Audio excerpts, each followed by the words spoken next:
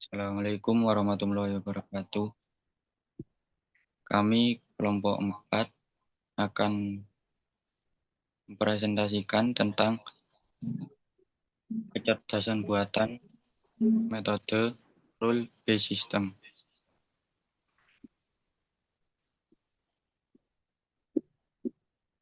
Apa itu metode rule-based system?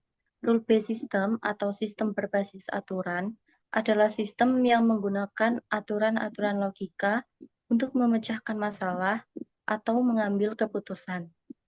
Rule-based system terdiri dari basis pengetahuan yang berisi aturan dan mesin inferensi yang digunakan untuk menerapkan aturan tersebut pada data masukan. Hasil yang dihasilkan oleh sistem ini adalah keluaran yang berupa keputusan atau solusi dari masalah yang diberikan. Next.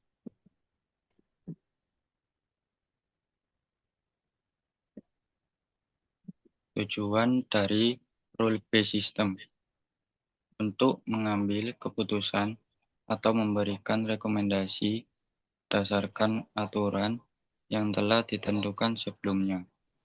Manfaat rule-based system untuk membantu pengambilan keputusan dengan cara mengotomatisasi proses pengambilan keputusan tersebut.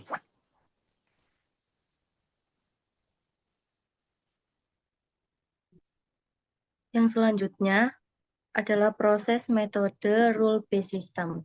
Pada metode rule-based system terdapat beberapa proses yang dilakukan. Berikut ini merupakan rangkaian proses utama dalam metode rule-based system. Yang pertama ada pengumpulan pengetahuan. Pada bagian ini akan dikumpulkan informasi dari para ahli dalam bidang tertentu yang spesifik.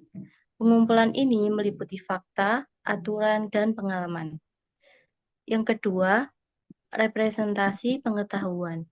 Setelah mengumpulkan pengetahuan, akan dilakukan organisir pengetahuan yang sebelumnya sudah dikumpulkan dalam format yang dapat diproses, seperti aturan is, if, them, if, then, dan lain-lain. Yang ketiga ada basis pengetahuan. Pada basis pengetahuan ini akan dibangun basis pengetahuan yang berisi informasi yang sudah terstruktur. Ini merupakan komponen utama yang digunakan dalam pengambilan keputusan. Yang keempat, ada mesin inferensi.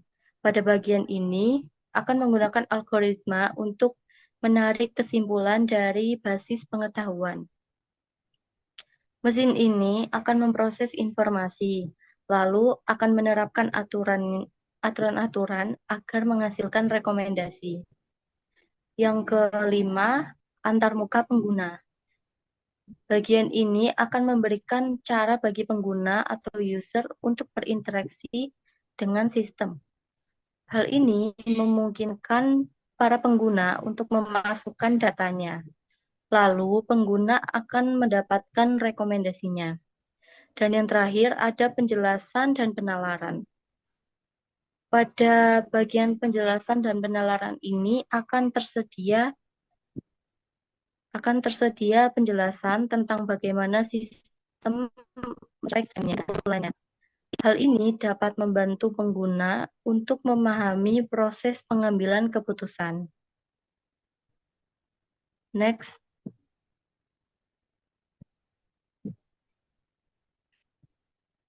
Perhitungan dasar rule-based system. Dalam rule-based system, perhitungan dasar yang digunakan adalah aturan yang berbentuk if-then. Dapat menggunakan forward chaining dan backward chaining.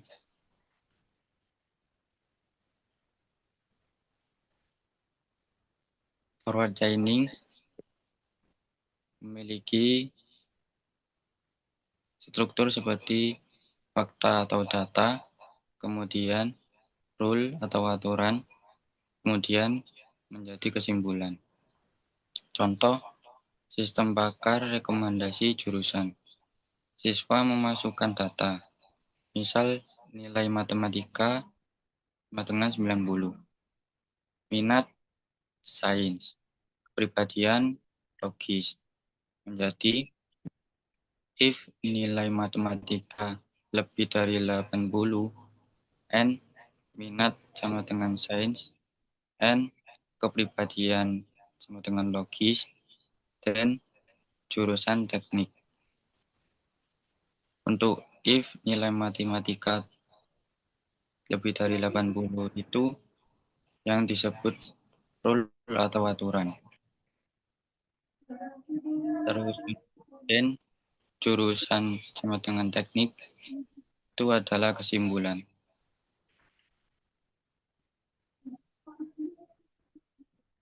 Untuk backward chaining, kesimpulan yang ingin dicapai menjadi terus melacak ke belakang, rule ke fakta. Contoh, sistem pakar rekomendasi jurusan, siswa bertanya, apakah saya cocok mengambil jurusan teknik?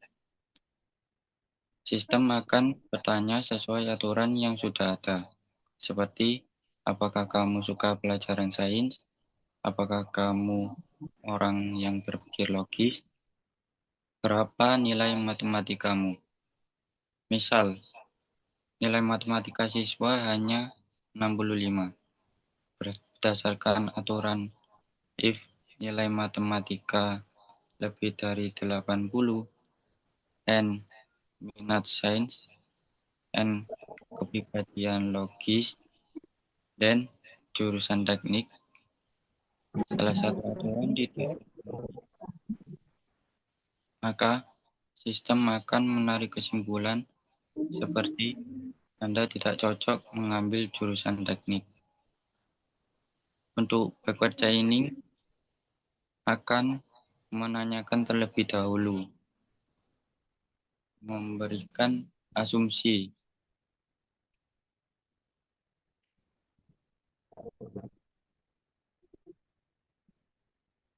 Yang selanjutnya kami akan memberikan manual. Di sini contoh manual yang kami pakai yaitu diagnosa gigi dengan gejala-gejala yang digunakan. Yang pertama, gejalanya. G1 itu gejala gigi berkembang. 2, gejala nyeri saat mengunyah. 3, musim bengkak. 4, isi udara. 5, nafas bau meski sudah gosok gigi. 6, rasa sakit jenuh. 7, jadi saat kena makanan atau minuman dingin. Dan 8, gigi goyang. Lalu dalam sistem G1 dan G2 dan penyakit bisa disimpulkan terkena penyakit karies gigi. Yang kedua, if B3 and B4 dan penyakit bisa disimpulkan terkena penyakit gingitis. Yang ketiga, if G4 dan G5 dan G8 dan penyakit bisa disimpulkan terkena penyakit periodontitis. Yang ke-6 dan ketiga dan penyakit bisa disimpulkan terkena penyakit abses gigi. Dan yang terakhir, if G7 dan penyakit bisa disimpulkan terkena penyakit sensitivitas dan trivialitas.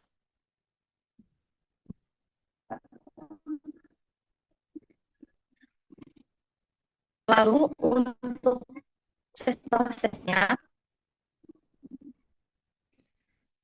bisa mengisi gejala kode G1 dan G2. G1 yaitu gigi berlubang dan kedua yaitu nyeri saat makan. Sistem akan melakukan yang pertama mengecek aturan if D1 and D2 dapat disimpulkan karena penyakit karies gigi. Maka saat akan memberikan hasil, Anda diagnosis mengalami karies gigi. Kemudian, untuk yang kedua, user memiliki gejala G4,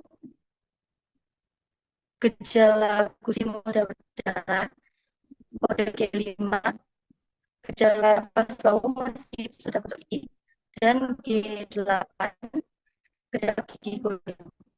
Maka sistem akan melakukan yang pertama mengecek aturan if G4M, G5M, G8 dapat disimpulkan dengan penyakit periodontitis. Maka sistem akan memberikan hasil Anda didiagnosis mengalami periodontitis. Next.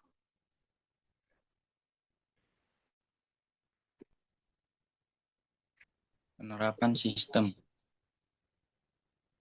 Sistem deteksi kebakaran di gedung. Sistem ini akan mengambil keputusan apakah ada kebakaran atau tidak berdasarkan aturan-aturan yang telah ditentukan sebelumnya.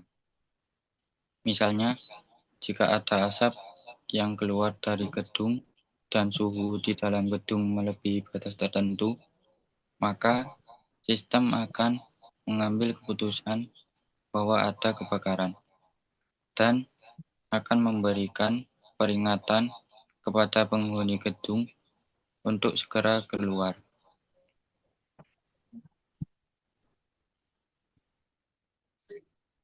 Yang selanjutnya, kami akan menjawab pertanyaan yang telah diberikan oleh dosen pengampu mata kuliah kecerdasan buatan. Untuk pertanyaan yang pertama, apa saja komponen utama yang digunakan dalam metode ini dan bagaimana peran masing-masing komponen dalam proses pengambilan keputusan? Komponen-komponen utama yang terdapat dalam metode rule-based system ini, yang pertama ada knowledge base atau basis pengetahuan. Pada basis pengetahuan ini berisi kumpulan atau if then rules, jika maka.